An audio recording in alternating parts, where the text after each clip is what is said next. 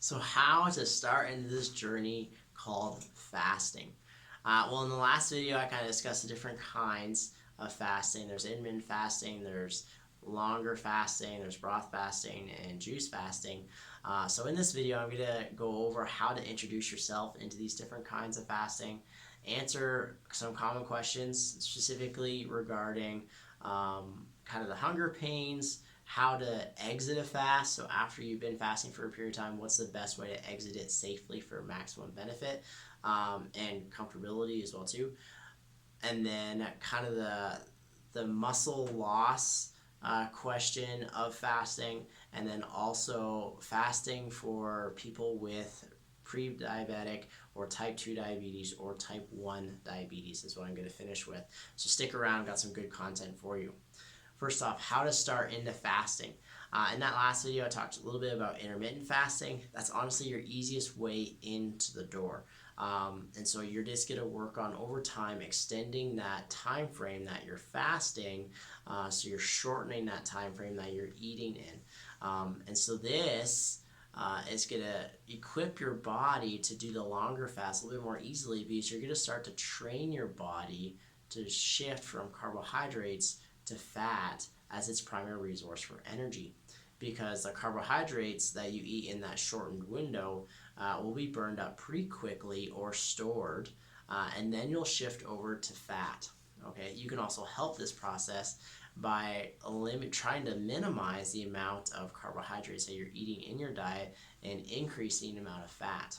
Okay, and also the easiest thing you want to eliminate is all your refined carbohydrates. You want to get rid of those anyway for lots of different health reasons. But if you're just eating some fruits and particularly a lot of vegetables, you're going to get all the carbohydrates you need and then some commonly.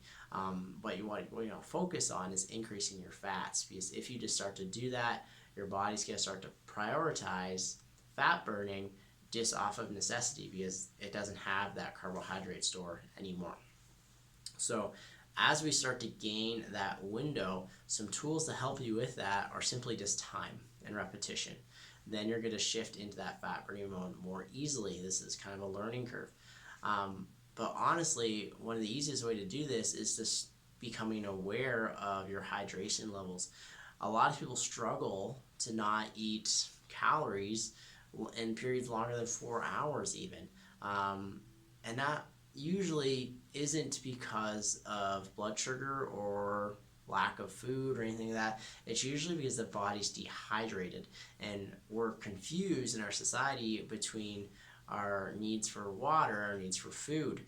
And so we commonly think we're hungry when in fact we're just thirsty. And so just drinking good quality water with good quality electrolytes. I personally stay away from RO water, reverse osmosis water, because there's no electrolytes in them. That's why you'll see kind of better waters. They may use RO filtration, but then they re-add mineral content in them, just to make sure we're getting those good electrolytes, because that's what we need in the water. I have a good water filter, and then when I'm going into these fasts, I actually put a little salt in my water, and I put some other minerals in there as well too that you can buy on your own. You can do magnesium. I do a little, actually I drink some alkaline water, and I do that with baking soda. And so that gives me the mineral that I need, sodium, but then it also alkalizes my body during these periods of fast, which is a nice break for it too. So using those tools are just going to help you have less hunger pains in your fast, okay? And so that's going to let you expand your intermittent fasting window, but then it's also going to let you transition into the longer fast of the 24, 36, 48, 72 hours beyond. Because as you start to train your body to use fat as a resource, you're staying hydrated, your hunger pains are actually be very minimal to non-existent. This fast that I've been doing right now, 5 days, has been very comfortable. There have been some periods of time where my stomach is growling, that sort of stuff, but I haven't had the intense hunger pains that some people have, because I've been very careful about staying hydrated. Okay, and I do that through water, coffee, and green tea, and like I said, salt. So now kind of transitioning into how to exit a fast. And so this is particularly a concern for longer fasting because your gut is resealing and healing and shrinking. And so we want to be kind of selective of what we're introducing to it first.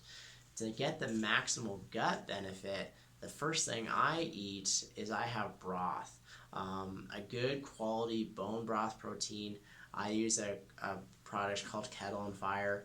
Basically, it's very, very high quality bone broth that lets my gut get some calories, get some nutrition, but also is very easy to digest, and it has all the vital nutrition and resources to really help that gut lining that we've been working on healing to reseal in a really powerful way. It's getting just lots of specific collagen proteins to help it do really, really well. Also, when we're getting back into those calories, we're training our body on the calories that we wanted to use as its primary resource. And so this is typically where, in these examples, we're going to be wanting to be having specifically fatty foods or just fat, like coconut oil. So I'm going to do bone broth, and then I'm going to do some coconut oil shortly after that, just to train my body that, hey, I want to use fat as a resource as my primary energy source. And so if we do that, we want to limit that carb intake at the time just a little longer to keep your body in that fat burning mode and to further prioritize fat burning over everything else. Okay? And then from there, you kind of slowly increase the portion size. You don't just slam your stomach with a bunch of food because you're just not going to be very comfortable in a little while. So try to avoid that. Okay? Next question that I get all the time is, aren't you concerned about losing all that muscle that you've been trying to put on? I work out a lot and I've been trying to get a little bigger, and actually I'm using fasting as a tool to build muscle mass, not lose it. And so there's a really big myth out there that you're going to lose all your muscle if you fast. When in reality, if you have sufficient fat stores on your body and you've trained your body well through these things that we just talked about, your body's going to preserve muscle. It doesn't want to destroy it because your muscle is what's allowing you to go out and get the resources that you need to refeed itself.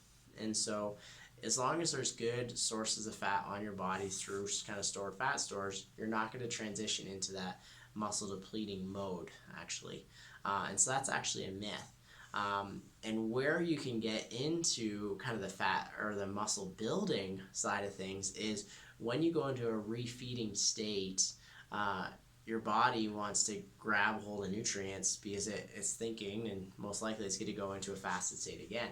And so the muscles are more likely to absorb those nutrients into themselves and use them for growth during those shortened refeed windows during periods of intermittent fasting than just your regular kind of dietary lifestyle. And so I'm actually using this as a tool to gain muscle, not lose muscle. So that's really, really cool. Also, you release growth hormone and stem cells during fasting, which helps muscle growth as well too. Okay. Now, last, and honestly, this is the biggest question and concern for a lot of people, is fasting with type 2 diabetes or pre-diabetic states, and also type 1 diabetes. Fasting for type 1 diabetes, I'm not going to recommend too much just because what's happening with your body, it's difficult. It's very, very difficult. Very different than type 2 diabetes, which it's very beneficial to fast versus kind of your type 1. So type 1, just kind of stick with what you've been doing.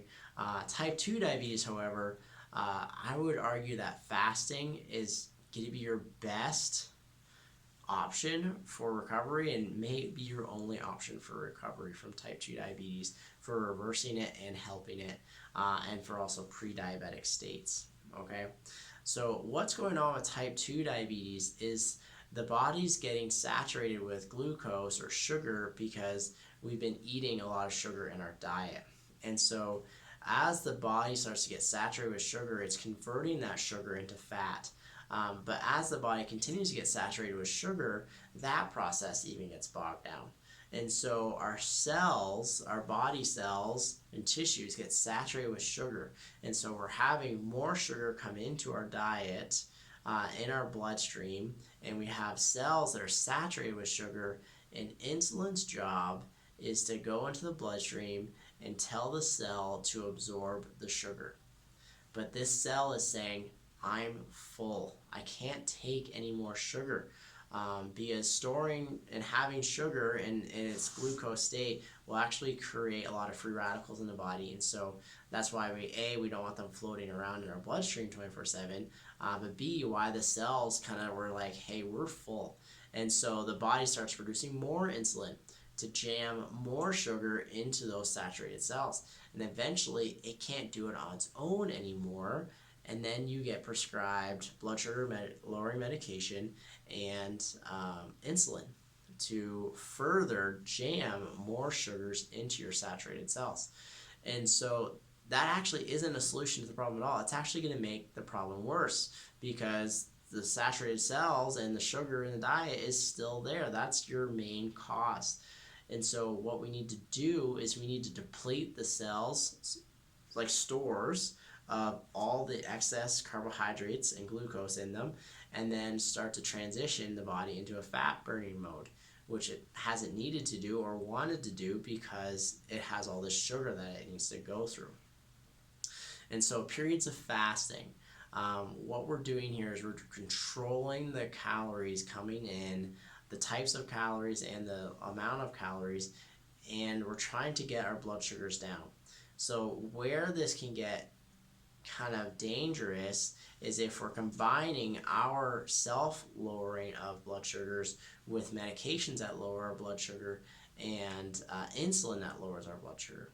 All of these will bring our blood sugars too low, and it can lead to periods of hypoglycemia, and if that gets to be severe hypoglycemia, it gets to be very, very problematic. So this is where you want to be very careful going into fasting. This is where you want to talk to health professionals who've done the research and know what they're doing.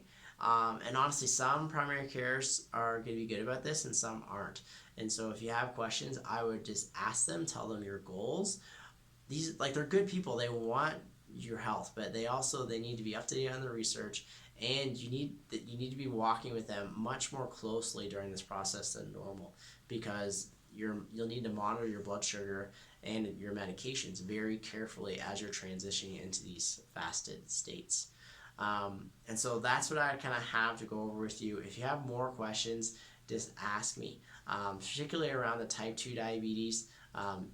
Like, there's a lot more I could go into that topic, but those are the main ones I want to go over. Again, just ask me in the office, call us. I'm here for you. Dr. Darby Campbell at Campbell Chiropractic.